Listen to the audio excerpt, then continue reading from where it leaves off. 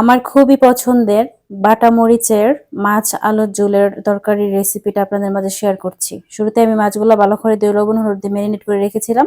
এখন সরিষার তেলের মধ্যে অল্প একটু লবণ ছিটিয়ে দিচ্ছি যেন মাছগুলো ভাজার সময় না লাগে। তো এ পর্যায়ে মাছগুলো ভেজে নিচ্ছি, একদম ক্রিস্পি করে ভেজে নিচ্ছি। এখন কিন্তু মাছগুলা ভাজা হয়ে গেছে। আমি কিছু আলু কেটে ধুয়ে পানি ঝরে রেখে দিয়েছিলাম। ওই আলুগুলো এখন সরিষার তেল দিয়ে ভালো করে ভেজে নিব। তার মধ্যে অল্প একটু লবণ, অল্প একটু হলুদের গুঁড়া দিয়ে নিব।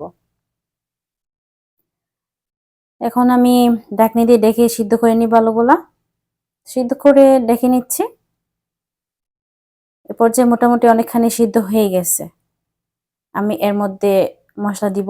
অল্প একটু হলুদের গুঁড়া দিয়েছি, 2 চামচ ধনিয়ার গুঁড়া, আর এখানে 2 চামচ মরিচ বাটা দিয়েছি। মরিচগুলো অনেক বেশি ঝাল। আপনারা যদি বেশি ঝাল খান তো বেশি দিবেন, আর কম ঝাল খাইলে কম দিবেন মরিচ বাটা।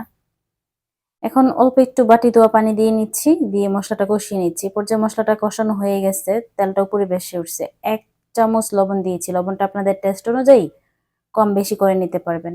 এখন পরিমাণ মতো পানি দিয়ে নিয়েছি, দিয়ে রান্না করে নিব, মানে ঝোলটা শুকিয়ে নিব।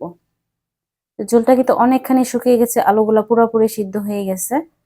এরপর যে ভেজে রাখা মাছগুলা দিয়ে নিচ্ছি, দিয়ে আমি ঢাকনি দিয়ে ঢেকে নিব। মানে মাছগুলা বেশি নাড়বো না, নাড়লে যদি ভেঙে যায় এজন্য। তো ঢাকনি দিয়ে ঢাকার আগে আমি কিছু কাঁচামরিচ দিয়ে ঢাকনি দিয়ে ঢেকে নিয়েছি। এখন ঢাকনি খুলে কিছু ধনিয়া পাতা দিয়ে নামিয়ে নিব। আপনাদের কাছে দেখতে এটা কেমন লাগছে জানি না, তবে খেতে কিন্তু মাশাআল্লাহ আলহামদুলিল্লাহ ভীষণ মজা হয়েছিল।